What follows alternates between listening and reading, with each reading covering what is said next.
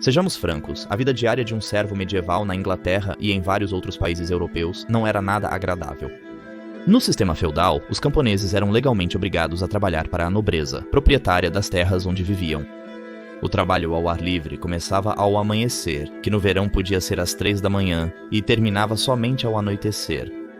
O trabalho nos campos era exaustivo e incluía ceifar, semear, arar e fazer feno, dependendo da época do ano. Além de auxiliar o marido na agricultura, as mulheres também preparavam todas as refeições. Elas cuidavam das crianças, do gado, das galinhas e da horta, além de colher frutas silvestres e ervas. Tecer, fiar e consertar roupas também eram tarefas femininas e esperava-se que as crianças participassem. Quando tudo estava feito, havia muito pouco tempo para atividades de lazer devido aos seus horários de trabalho, mas os camponeses medievais aproveitavam a diversão sempre que podiam. As crianças mais jovens brincariam com bonecas ou fantoches, feitos de argila, trapos ou esculpidos em madeira pelos adultos ou pelos próprios jovens. Crianças mais velhas poderiam transformar tarefas em jogos, como espantar pássaros das plantações ou jogar jogos de tabuleiro como o Ukaki, uma versão antiga de damas no tempo livre. Os festivais eram religiosos, celebrando um santo ou dia santo cristão. Na Idade Média, havia pelo menos um festival mensal, o que era motivo suficiente para o povo medieval se divertir, dançar e aproveitar. Vamos viajar no tempo e ver como os camponeses medievais se divertiam. Bem-vindo à loucura medieval. Ovos de Páscoa. Na Páscoa, após 40 dias de jejum, e vamos encarar comendo basicamente nada além de peixe, era a hora da festa. Durante a Semana Santa, os 3 dias antes da Páscoa eram uma ocasião solene, geralmente passados na igreja. As orações da Páscoa começavam de manhã cedo, mas o serviço era alegre, marcando o início das celebrações. Senhores poderiam dar novas roupas aos vassalos em comemoração à ressurreição. Ovos postos durante a Quaresma eram cozidos com cebolas para preservação e brilho dourado. Os adultos escondiam os ovos para as crianças encontrarem. O jogo era didático e ensinava uma importante lição religiosa, representando os discípulos encontrando Cristo ressuscitado em seu túmulo na Páscoa. Então chegou a parte divertida. As crianças competiam rolando ovos pela colina mais próxima. No dia seguinte, conhecido como Rock Monday, as jovens de uma aldeia sequestrariam jovens homens e os manteriam por resgate. O jovem, provavelmente cúmplice do jogo, só seria libertado quando uma doação fosse feita à igreja. Na Rock Tuesday, um dia depois, os papéis se invertiam. Relatos sugerem que os reis Eduardo I e Eduardo II da Inglaterra foram flagrados por damas de companhia de suas rainhas com as calças abaixadas na cama durante a Rock Monday. Festas de cerveja. A igreja era o coração de cada comunidade. As festas de cerveja paroquiais, sempre bem-vindas, eram geralmente realizadas em um celeiro próximo ou no próprio cemitério da igreja. Era essencialmente sobre arrecadar fundos para a igreja, além de comer, beber e se divertir em geral. Diferentes tipos de cerveja eram produzidos dependendo da ocasião, como a cerveja de cordeiro feita para a festa de Tosquia e a cerveja de Whitsun preparada no Whitsuntide. Em banquetes de casamento, o dinheiro para o casal era arrecadado com a cerveja da noiva, origem da palavra nupcial. De fato, um casamento de camponeses era sempre um pretexto para toda a comunidade se reunir e comemorar. Até o final da Idade Média, um casal podia se declarar casado sem precisar de cerimônia na igreja. Após um bom banho e vestindo suas melhores roupas, eles se declaravam casados perante amigos e familiares, dando início à festa. Todos os presentes trariam comida para ajudar a alimentar todos e beber a cerveja especial de noiva.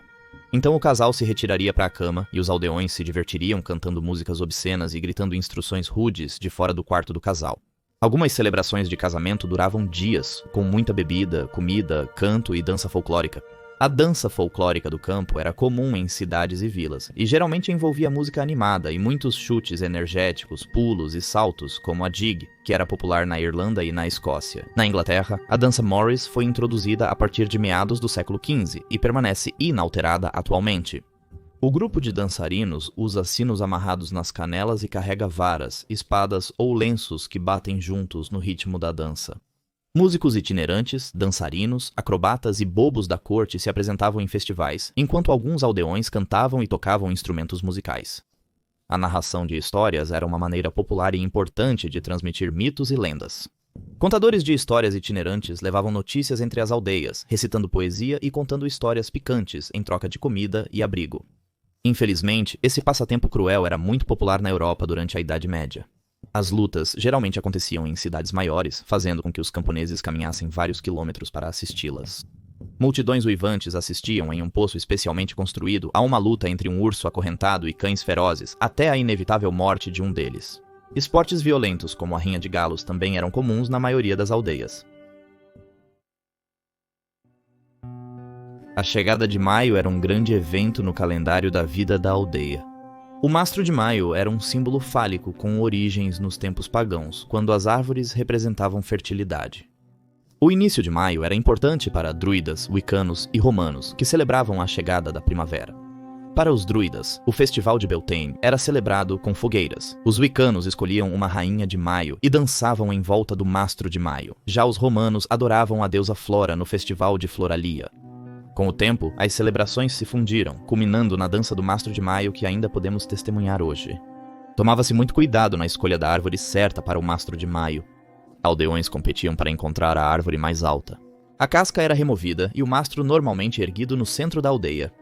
Em seguida, era adornado com guirlandas frescas de flores e fitas, seguradas pelas meninas que dançavam em círculo ao redor. As meninas mais velhas do lado de fora e as mais jovens do lado de dentro do círculo, entrelaçando as fitas enquanto dançavam. O ritual era um evento importante no calendário social de qualquer vila medieval. Antes dos aplicativos de namoro, uma outra maneira de encontrar o amor era através do jogo de pegar maçãs com a boca. Isso era popular na Europa, tornando-se um jogo de festa genérico, em vez de um meio de formar casais. Cada maçã, nomeada com o nome de um menino da vila, era colocada em um recipiente com água. As meninas tinham 3 chances de pegar a maçã do menino que mais gostavam, usando só a boca, com as mãos amarradas atrás das costas. Loucura de meio de verão. No festival de meio de verão em junho, no dia mais longo do ano, fogueiras seriam acesas e haveria peças de teatro mímicas no período medieval médio e tardio, com trupes amadoras de atores apresentando peças baseadas em histórias da Bíblia ou na lenda de São Jorge e o Dragão durante o Festival do Fogo. Ocasionalmente, atores pediam ajuda a um camponês para estrelar em sua peça de milagre e mistério. Durante esses festivais, praticavam-se diversos esportes, como luta, arco e flecha, hóquei e futebol. As primeiras versões do futebol eram violentas e caóticas, com multidões de homens tentando capturar a bola e levá-la para sua aldeia. Os jogos podiam durar o dia todo, frequentemente com membros quebrados e até mesmo 1 ou 2 mortes. Justas eram populares, mas camponeses não tinham permissão para assistir ou participar deste passatempo. Então eles inventaram seu próprio jogo de justas na água. 2 equipes em barcos a remo, cada uma com um homem armado com um poste. Conforme os barcos se aproximavam, os justadores tentavam derrubar o oponente na água. Eles zombavam da pretensão dos mestres e das regras rigorosas, sendo muito divertidos. Saiba quando se afastar. E onde há competição esportiva, sempre existem apostas. Apesar de terem apenas quantias irrisórias de dinheiro, os homens camponeses ainda arriscariam sua última moeda em uma aposta. Eles apostavam em jogos de dados, mesmo sendo ilegal. O rei Ricardo I da Inglaterra proibiu o jogo para pessoas abaixo da classe de cavaleiro no século XII, uma lei impossível de ser aplicada nas aldeias do reino. Assim, o jogo era generalizado, especialmente quando envolvia cerveja. Nos séculos XII e XII Pri, era comum estalagens com estalajadeiros atuando como banqueiros, guardando as posses de um jogador em troca de dinheiro. Muitos homens pobres empobreceram ainda mais ao perderem tudo, inclusive suas roupas. Os dados eram feitos de chifres, ossos, madeira ou pedra. Jogos de dados populares incluíam Zara, Rifa e Hazard. Os vikings também jogavam Mia, um jogo de dados semelhante ao Yahtzee atual. Eles jogavam Tafel, um jogo de tabuleiro similar ao xadrez, mas no verão se divertiam com esportes ao ar livre, competindo em concursos de velocidade e força para se manterem em forma, fortes e construir camaradagem. Maravilha de inverno. Muitos camponeses morreram durante os meses de inverno. As moradias e roupas eram precárias, e o frio tornava a vida muito difícil. Ainda assim, havia atividades divertidas no norte europeu. Os servos podiam patinar em lagoas ou rios congelados próximos. Feitos de couro e osso animal, seus patins eram primitivos, mas perfeitamente funcionais. Jogos competitivos eram apreciados, como corridas ou quem fazia a melhor figura de 8. O Natal era um destaque no calendário medieval. Os camponeses tinham 2 semanas de folga para celebrar os 12 dias de Natal, um dos festivais mais longos do ano. Os 40 dias antes, chamados de Advento, eram um tempo de jejum e oração.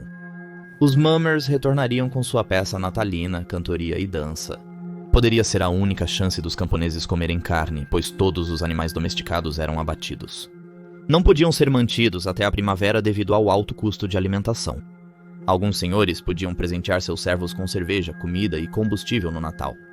Então, parece que muito pouco mudou e que ainda temos muito em comum com nossos ancestrais medievais, desde nossa paixão por esportes, nosso amor por beber e comer e nosso prazer em música e dança. Agradeço por assistir a este episódio de Loucura Medieval. Espero que tenha gostado. Até o próximo episódio. Saúde!